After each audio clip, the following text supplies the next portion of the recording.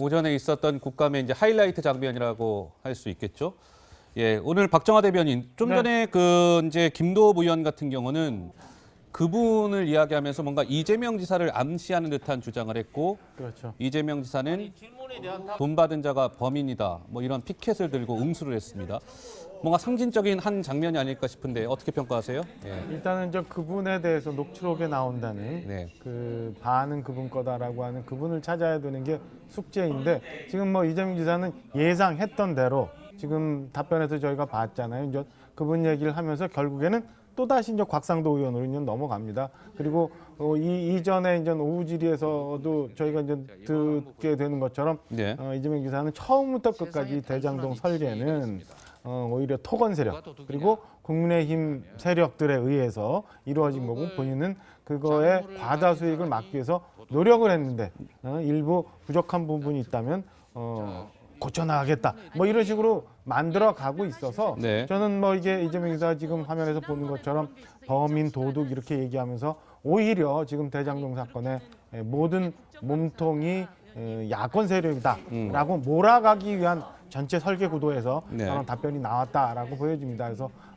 앞서 말씀드린 것처럼 전체 오늘의 국정감사에서 대장동 대답을 어떻게 해야 될지 큰 설계를 갖고 나왔기 때문에 저는 거기서 이제 빈틈들을 우리 야당 후보들이, 야당 의원들이 잘 찾아 들어가야 되는데, 문제는 우리 김광삼 변호사님 말씀 주신 것처럼 네. 이게 사실은 증인도 없고 자료도 없고 하는 국감이기 때문에 뭐 여당 의원들이 압도적인 숫자, 그 다음에 이재명 지사라는 증인, 네. 야당 의원에서 설계 자체, 구조 자체가 2대1 상황으로 진행되고 있는 것 아닌가, 굉장히 야당으로서는 불리한 국면의 국감 설계다라고 평가를 좀 하고 싶습니다. 네, 이재명 지사가 아까 이제 그렇게 얘기하죠. 내가 만약에 화천대유의 주인이라면 내가 길 가는 강아지한테 뭐 던져줄지라도 내가 곽상도 의원의 아들한테 성과급 50억 원을 줬겠느냐라고 하면서 자신과의 이제 무관함을 주장을 했는데요. 이제 김광상 변호사 하실 말씀 있으세요? 근데 이제 저건 논리적으로 맞지 않아요. 왜냐하면 화천대유에서 누구에게 돈을 주든 그것은 이재명 지사가 관여한 거 아니라고 봅니다. 네. 그러면 그 자기들끼리 어떤 분배단 말이에요. 배분이기 때문에 이재명 지사가 뭔가 도둑이 있고 도둑이 이로부터 돈을 가져간 사람이 범인이고 작물을 가져간 사람이다. 근데 이것 자체는 민간기업자들이 돈을 가져가면 그것을 어떻게 배분하고 뇌물을 쓰고, 이것은 이재명 지사와 상관이 없어요. 그래서 이거 자체를 가지고 국민의힘 게이트다 이렇게 말하는 건 맞지 않다고 봅니다. 네. 중요한 것은 민간기업자가 왜 이렇게 많은 돈을 가져가게 했느냐, 이게 중요한 거거든요. 그러면 예를 들어서 어떤 수익 구조를 봤는데 A라는 사람이 수익을 엄청 많이 가져가게 했어요.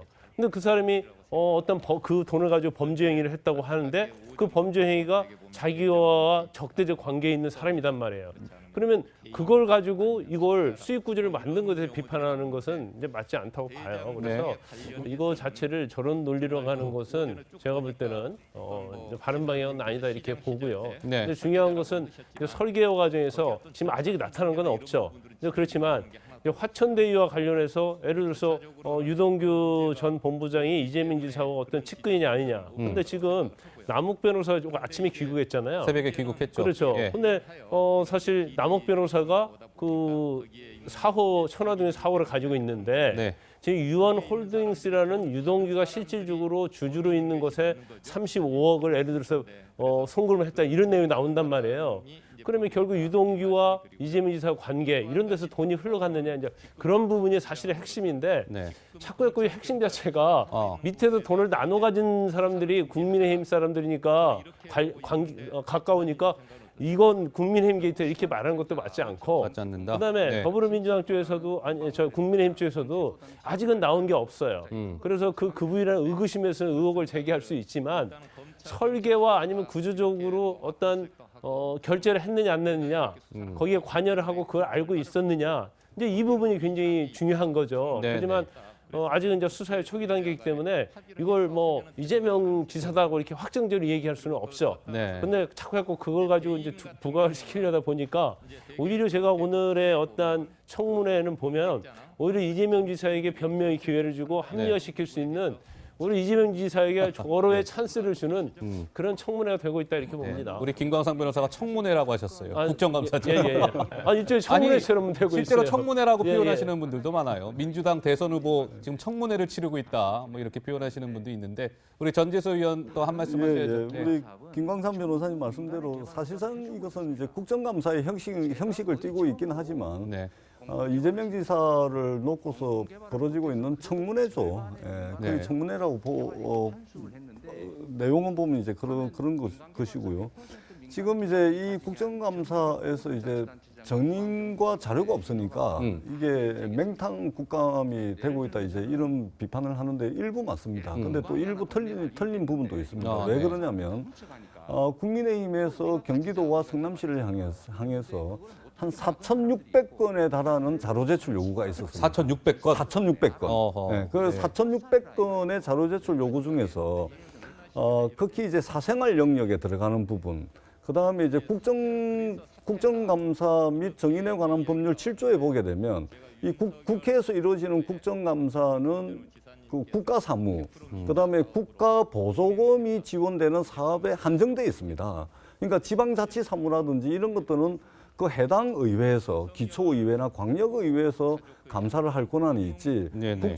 국회의 국정감사는 이제 그렇지가 않거든요. 그렇기 때문에 그 법이 정한 절차와 과정 내에서 제출해야 될 자료는 전부 다 제출했다라는 이제 말씀을 드리고요. 네. 그 다음에 저는 계속해서 이 대장동 사건과 관련해 가지고 자꾸 의구심이 드는 것은 어떤 의구심이 지난번에 드세요? 정무위원회에서 오늘 요 박수영 의원께서도 이제 정무위원회 계시다가 오늘 이 국토위 이재명 경기도지사 국정감사 때문에 지금 국토위로 잠시 행안위로 사보임이 된 건데. 사보임을 했죠. 예. 근데 이제 박수영 의원이 그때 이제 50억 클럽 6명 명단을 국정감사에서 공개를 했잖아요. 그러니까 국회의원은 국정감사에서 무슨 이야기를 하든 간에 면책특권이 있으니까 거기서 사람 이름을 실명으로 공개를 해버렸습니다. 그런데 제가 그걸 보면서도 야, 저거는 국민의힘에 상당히 좀 자해적이다.